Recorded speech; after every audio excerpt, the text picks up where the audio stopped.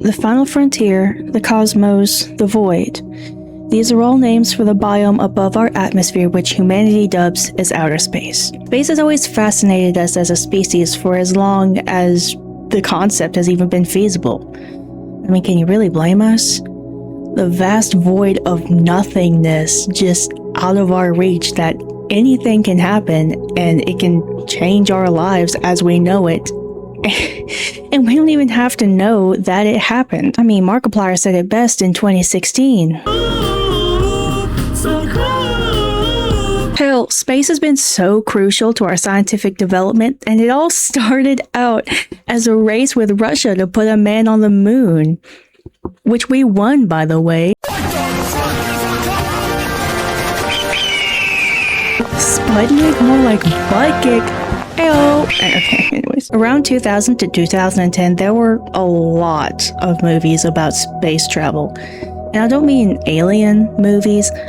I mean where the concept was space travel. Think like Space Chimps, Space Buddies. Another one of these movies is called Fly Me to the Moon. And no, it's not the one with Scarlett Johansson and Channing Tatum, nor did the song from Frank Sinatra get adapted into a movie. This movie is about sending flies to the moon. Truly fascinating, absolutely creative title. The film opens up to a flashback in Cape Canaveral, 1961, where NASA scientists are strapping a chimpanzee into a spacecraft and sending it into space. I did further research on this, and sure enough, 1961 was the year that NASA sent a 3.5-year-old chimp named Ham up into space for 16.5 minutes. Scientists shot Ham straight into the atmosphere at 5,800 miles per hour and observed not only did he reach 157 miles above Earth's atmosphere, but he also experienced 6.5 minutes without gravity. Reportedly and miraculously, Ham did succeed with all of the tasks he was asked to do, and he seemed relatively calm during the entire experience. And I mean, look, even when they got him out of his little capsule, he's just smiling. Oh, isn't this cute? Oh god, please tell me this is cute. Actually, this reaction indicates intense fear and anxiety, and it's far different than the happy smile that's in actual chimps when they're playing. This roundabout voyage to space actually traumatized him severely, and he refused to return to his capsule even when they just wanted to take some pictures of him for the newspaper. On a brighter note, Ham didn't have to endure the medical testing that other space chimps had to do, and he was retired to the National Zoo in 1963. There he spent 17 years of solitude before being transferred to the North Carolina Zoo, where he was reunited with other chimps of his species, and he was taken care of until his passing in 1983. I don't really know what I was expecting for this. I guess I just wasn't really thinking they were gonna get the facts right for this, but hey, you know what? I can take the L. You know, it's fine. Our main story starts after this flashback where we see 3 of the most disgusting looking fly children I have ever seen in my entire life building an equally crude looking rocket ship in their junkyard of a home. That's not an insult. They literally live in a garbage dump outside Cape Canaveral. Our little buggy boys are named Nat, Scooter, and IQ. And of course, because they're the main characters of this story, they're one-dimensional. Nat is the leader who loves adventure. Scooter, he's the fat one who likes to eat, and IQ, he's the smart one who loves telling facts. And like, they're best friends, but honestly, I don't know if they should be. They seem really annoyed and dismissive with each other. And what do? We talk about kid stuff. We are kids. Exactly. So, Nat's not the only one in this story with a love of adventure. This is a trait he shares with his grandpa McFly, a name that I know I'm gonna get sick of saying by the end of this video. It just so happens to be his birthday today. Happy Pride Month, y'all. No, it happens to be his birthday today. So the 3 boys head on over to the party with equally disgusting looking neighbors. So this movie was made shortly after the Bee movie, so I think we know what the inspiration was. I think we know whose nachos they were trying to reheat. At least with the B movie, they make bugs look at least kind of cute, and I think it's because Fly Me to the Moon focuses so much on their facial features, while the B movie doesn't, gives them a more simplistic look. I'm sorry, I'm just gonna say it. The Fly Me to the Moon characters look so much like they could be in the Goat Story universe. Tell me I'm wrong, you can't. Grandpa McFly is this old man with more perilous life stories than he has years left, and to hammer this fact down, his first line is just a really bad old joke. Hunting flies, he tells us. 3 males, 2 females. How can you tell? 3 were on the beer can and 2 were on the fool. Oh, and then he asks his grandson if there's any hotties to bang. You know any hotties want to go honey dipping? Grandpa McFly then recounts the tale of when he hitched a ride with Amelia Earhart on her voyage across the Atlantic Ocean and how he saved her from crashing into the sea. Those coconut crabs are gonna be mighty hungry tonight, y'all. So interestingly enough, they got the story of Ham the chimp right, but they didn't with Amelia Earhart. With the Amelia Earhart story, they had her land in Paris, France, but in real life, she landed in Ireland. So I'm wondering, did Grandpa McFly fix where she landed? It's not like she crashed or anything in Ireland. Why did he feel the need? There in Paris, Grandpa McFly meets this Russian lady fly named Nadia. He asks Nadia to return to America with him, but she has to go back home to Russia because her father is deathly ill, which makes me wonder, why was she in France in the first place? I mean, girlie, go have a vacation. You know, everyone deserves a break. But I do kind of wonder why you're in France. The night after the party dies down and everyone goes to sleep, Nat then decides that once and for all, he is going to the moon. Correction, he's not going to the moon. They are all going to the moon. Yeah, he peer pressured his friends into going with him, so they spend a good chunk of the night planning how they're going to get there, and poor IQ has to spend all night making the astronaut suits.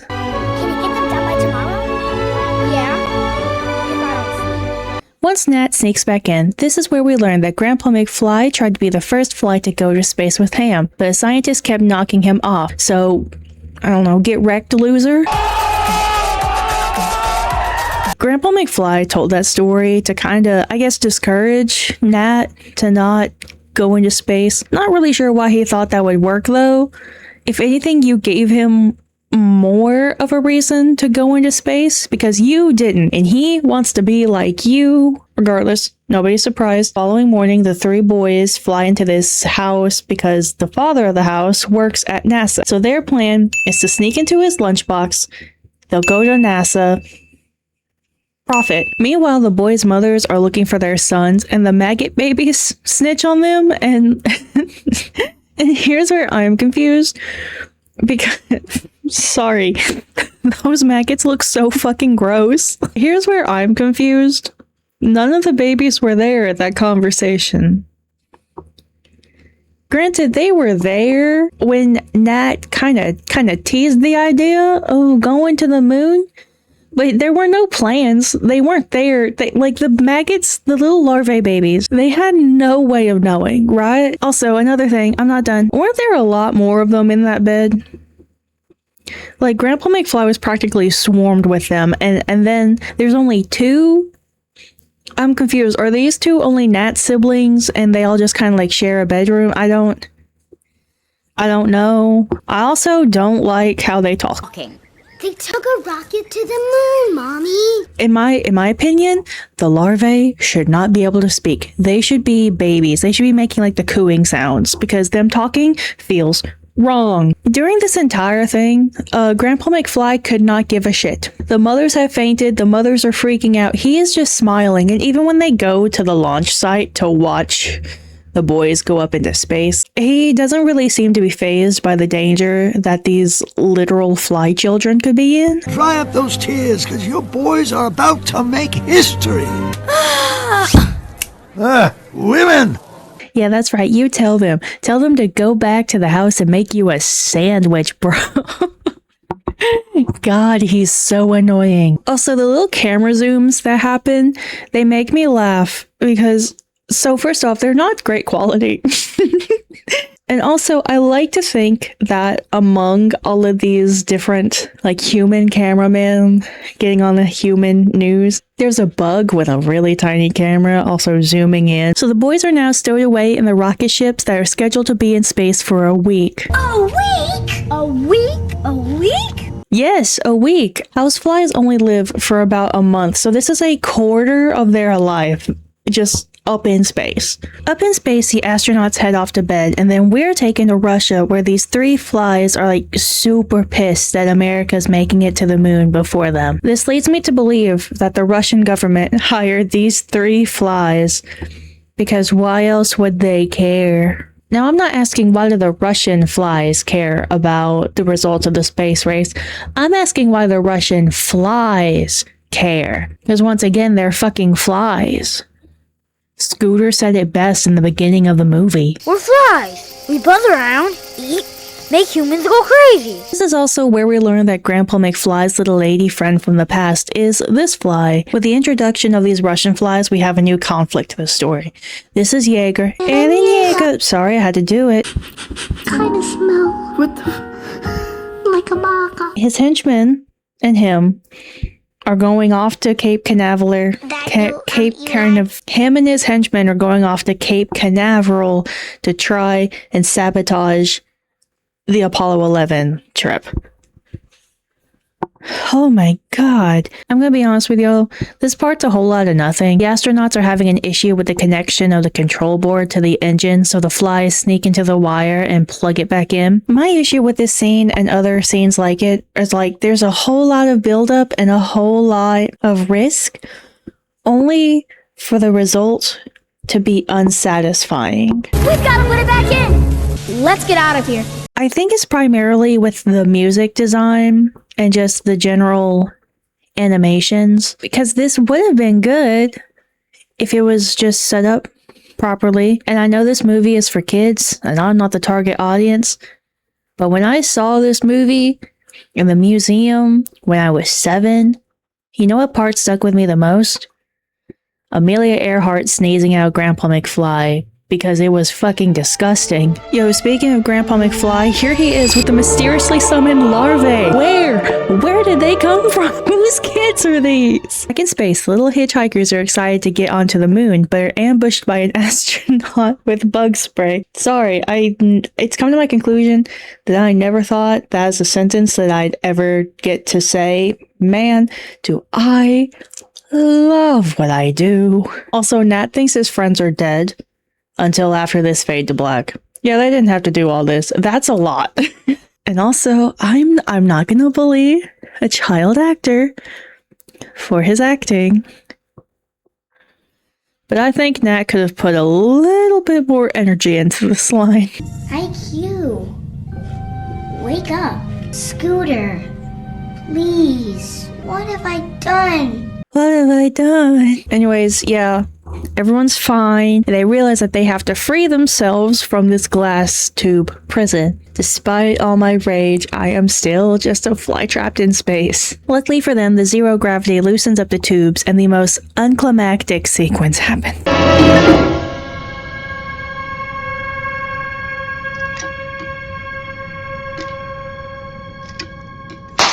Once again, you think these scenes are going to look so badass, and they just look awkward. At least in my opinion, they look awkward. Either way, despite all this, Nat and the gang make it to the moon. Finally, after all the doubts from other people, all the trials they had to face, the boys did it. They get to explore uncharted territory. And of course, because Nat is the main character, he gets to ride in Armstrong's helmet. You know, it's cute. It makes sense. Now you might be wondering, what the fuck happened to the Russian flies? We've gone through this whole movie. They haven't caused a problem. Yeah, because they saved it for the last 25 minutes. When we return to Earth, Grandpa McFly gets a visitor, and guess who it is? Nadia! I was gonna make this headcanon that Nadia was Mama Nat's mom, but then I realized that that didn't make any fucking sense. Especially if we take into the fact that Amelia Earhart was in Ireland for approximately a day and a half, and Nadia went back to Russia. So if we're putting that time in with this world's Paris, and flies usually take about 2 to 3 days to have their babies. So either Mama Nat was a preemie, which I don't think is likely. Also, I only know that flies get pregnant for about 2 to 3 days because I looked it up for this video. I know more about bugs than I've ever wanted to know. Nadia warns Grandpa McFly and Nat's mom about Jaeger and his plans to make sure these 3 children don't come home. But hey, you know, Grandpa McFly is not going to let that happen. So he gathers up an army of his neighbors that consist of these 2 named Butch and Ray. I only know their names because they had an itsy bitsy part at the beginning. And then these 3 older, I was going to say unnamed, but I do think one of them has a name. I can't remember. I'll find it when I'm editing. Who wants to twist an antenna with all the way? This next part is focused in the command center for Apollo 11. Inside one of the commander machines, Jaeger is trying to sabotage communication, but Butch and Ray stop him. Then as he's trying to escape, him and Grandpa McFly get into this fight, and just when things are about to seem lost, Nadia comes in, kicks the ever-loving mess out of him. Now, why is Nadia there when it was just the boys in the army? I'll explain. Nadia and Nat's mom decided that they weren't going to sit around and let the men take all the glory. Thank God. Not so fast! The larvae? What are they going to do? That. And I hated it. Up in space with the 3 flyboys. I'm laughing because this is crazy. I've realized I'm trying to explain this movie that makes 0 sense. All while this is happening, Scooter's gluttonous ass is almost left in space because he really wants some astronaut orange juice. And just like these other perilous moments, the payoff is so unsatisfying. The thing is, we know that they made it. We know that Scooter pooted and everything's fine. So why are you giving us this fake out of them being left behind? You see where it's like they had a plan for one thing and then wanted to add in a completely different thing. I don't know. This movie was made in 2008. Why am I expecting such high standards? Whatever, it's happy. The movie's ending happily. The boys are going home. And with the enemies defeated and the flies back home, the movie ends with everyone reunited and celebrating. The end. Hold on. Hold the credits. Yo, what the fuck? Stop the credits. Hello, I'm Buzz Aldrin. No matter what you may have heard or thought you have seen, there were no contaminants, no flies on the Apollo 11. All right, thanks, Buzz. You want to learn something that I found out? You know how Buzz said that it was completely impossible for flies to be in the moon landing? Well, he's right about that. But did you know that before humans, before Ham, they sent fruit flies up into space? February 1947, NASA sent a colony of fruit flies up into space. Fruit flies are commonly used with testing related to humans because we share 60% of the DNA of fruit flies. Yeah, did you know that? I didn't. 75% of human illnesses can also be contracted by fruit flies. So pair this with the fact that fruit flies, they reproduce super quickly. Yeah, you got the perfect candidate for space. They sent fucking flies into space. I'm done talking about this movie. I've learned more about flies than I've ever wanted to know. I don't even have any closing thoughts. I don't. Bye. If you're still around for the post-credits, I will give a quick little makeup tour. The things across my cheeks are supposed to be stars, but you can't really see it that well when I'm all the way back here. And then when you can see it, it kind of looks more just like I'm an edition fanatic and not not really for stars, but you know, whatever.